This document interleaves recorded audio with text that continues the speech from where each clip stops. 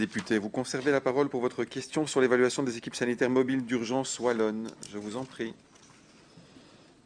Merci Madame la Ministre. Au plus fort de la crise, afin de soutenir les équipes des institutions touchées par un cluster, le gouvernement, en collaboration avec la VIC et la Fédération des maisons médicales, a décidé de mettre en place 27 équipes sanitaires mobiles d'urgence wallonne.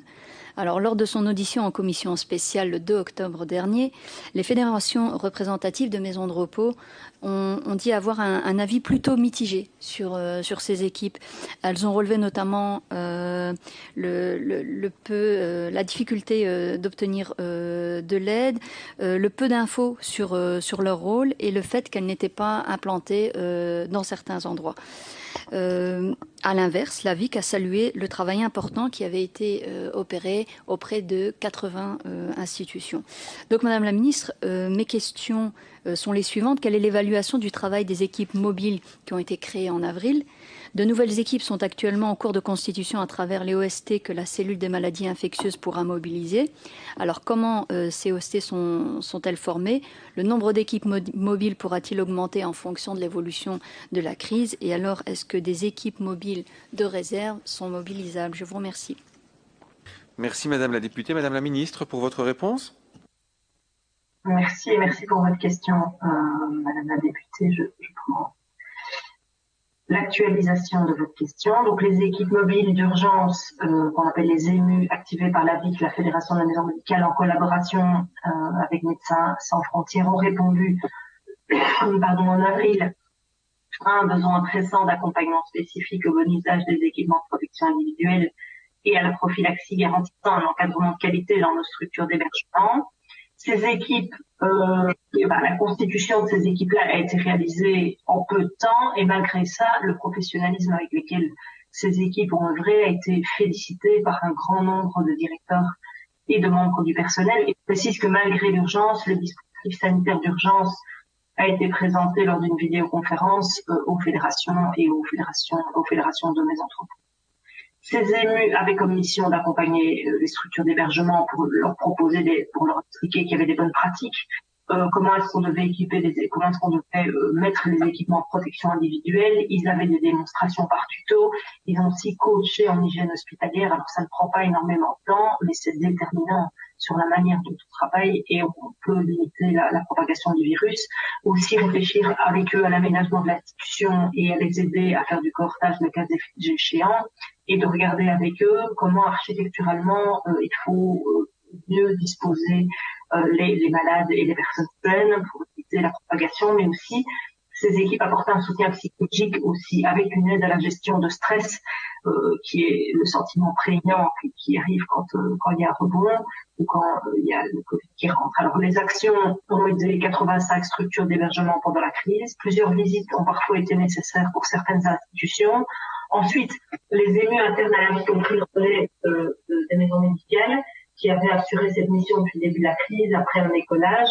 Les équipes de la VIC qui interviennent toujours sur le modèle qui était proposé par MSF avec leur boîte à outils.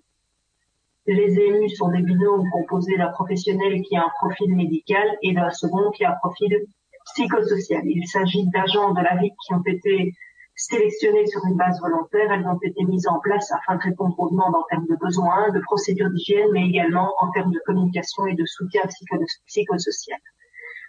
Ces demandes émanent des maisons de repos et des maisons pour personnes en situation de handicap. Aucune intervention n'a été imposée. Chaque visite fait l'objet d'un rapport très concret reprenant toutes les recommandations émises lors de l'intervention concernant notamment les mesures pour les soins des patients isolés, le nettoyage, la désinfection du bâtiment, la gestion des déchets, du linge, l'organisation d'un éventuel cohortage, etc., qui est envoyé par mail au directeur de l'établissement dans les 72 heures. Tous les retours qu'on a reçus par mail de la part des directeurs étaient positifs. On n'a eu aucun recours négatif. On est un peu étonné par les éléments énoncés par les fédérations. En outre, lorsque vous évoquez leur regret de ne pas être intervenu à certains endroits, il était loisible à tout directeur de contacter les équipes et je pense que toutes les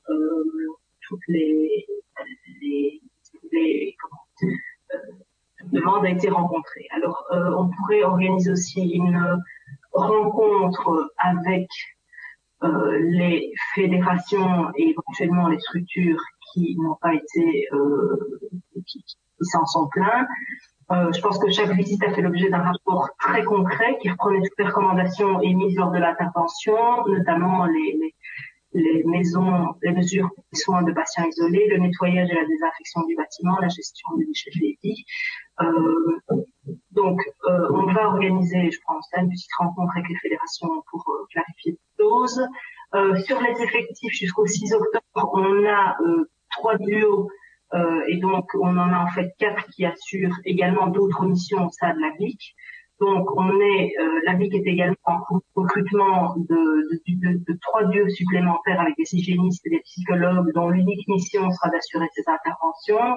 La VIC travaille également aussi pour obtenir des équipes supplémentaires via la VIC, c'est mon cabinet, pour d'autres équipes supplémentaires via d'autres dispositifs, je pense notamment aux infirmiers. Vous savez aussi que le gouvernement a décidé de la mise en œuvre du plan wallon de suivi et d'action en 4 rebonds qui propose la désignation d'un gestionnaire de crise et la création d'une cellule spécifique à la VIC qui pourra faire part de ses besoins sur divers axes d'intervention. C'est chose faite avec l'engagement au début de ce mois du gestionnaire de crise. Une mesure spécifique sur les maisons de repos peut aider à mieux appréhender le contexte de crise en renforçant le rôle du médecin coordinateur au sein des maisons de repos. Je voudrais aussi terminer par la mesure 7 sur les OST. Donc, vous savez que les OST sont des équipes mobiles pluridisciplinaires avec un médecin, un infirmier, une fonction support qui doivent assurer la détection précoce et la gestion des clusters et des petits foyers. L'objectif, c'est de s'appuyer sur la première ligne, de la renforcer par des équipes mobiles et qui sont également en lien avec les équipes spécialisées sur les réseaux hospitaliers. C'est une fonction qui est exercée par au moins un prestataire de soins sur la forme de prestation rémunérée ou sous contrat de travail à temps plein ou à temps partiel, étant entendu qu'une garde doit être assurée 7 jours sur 7 et de 8 à 16 heures, donc fonction infirmier et support, je l'ai dit. Un premier appel à projet a été lancé. On a 6 consortia qui sont portés par les cercles de médecine générale qui ont introduit un dossier et qui ont été désignés en tant qu'OST. Ces équipes des OST peuvent intervenir de manière complémentaire aux équipes mobiles existantes et bénéficient notamment de l'expérience des derniers en termes d'intervention ou de formation spécifique via, entre autres, des webinaires. Et j'en termine en vous disant que, donc, à côté des équipes mobiles de la VIC, à côté des 8 OST qu'on met en place, on envisage également de pouvoir mettre éventuellement des infirmiers.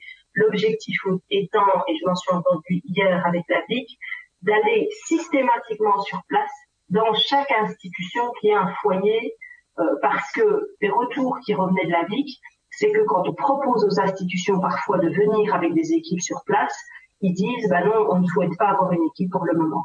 Et j'ai insisté en disant que je trouvais que c'était important de systématiquement y aller en tout état de cause. Une équipe de 2, elle va sur place, elle discute 2 heures, elle explique, et je pense que rien ne vaut un contact physique, je pense que c'est toujours utile, et donc j'ai demandé qu'il le systématise et le mette en œuvre à partir de ce jour. J'espère que de cette manière-là, maintenant on va voir comment les choses évoluent, nous pourrons avoir une réactivité qui soit très forte en cas de foyer pour ne pas laisser plusieurs jours une institution sans aide, puisque les retours qui me reviennent également, c'est que parfois, même si elles sont conventionnées avec les hôpitaux eux-mêmes sont aujourd'hui sous tension, et donc on a toujours le temps de pouvoir aller s'occuper, même s'ils ont une convention avec eux, même si c'est un partenaire, de pouvoir prendre du temps avec du personnel pour aller sur place. Et donc, dans ce cas-là, on compte beaucoup sur la VIC pour pouvoir réaliser ce travail. Merci Madame la Ministre. Madame Alalouche pour votre réplique. C'était mieux, Monsieur le Président. Merci, Madame la Ministre, pour vos réponses. Donc on apprend tout l'aspect pluridisciplinaire, polyvalent de ces équipes, en tout cas dans l'accompagnement qu'elles font des institutions sur le terrain. Je pense que c'est très important d'avoir une analyse critique, d'avoir une approche réflexive sur le travail qu'on fait. Et je constate avec satisfaction que c'est ce qui ressort de la réponse que vous nous faites. Vous portez une analyse en disant voilà, on a fait telle chose, ça peut être moins bien fonctionné, on va voir ce qui a pu coincer.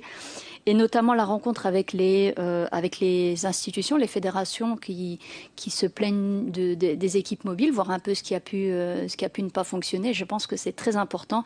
Et le dernier élément aussi, c'est les visites sur place. Évidemment, si tout le monde a le nez dans le guidon et qu'on laisse aller les choses à l'urgence, ça va être compliqué. Donc, le fait d'anticiper cela, je pense que c'est vraiment une qualité. On sera à vos côtés, en tout cas, pour ce suivi. Et donc, en plus d'avoir le nez dans le guidon, on peut constater que vous êtes dans l'anticipation. Donc, je vous remercie, Madame la Ministre, pour les réponses et je vous souhaite un bon rétablissement. Merci, Madame la députée.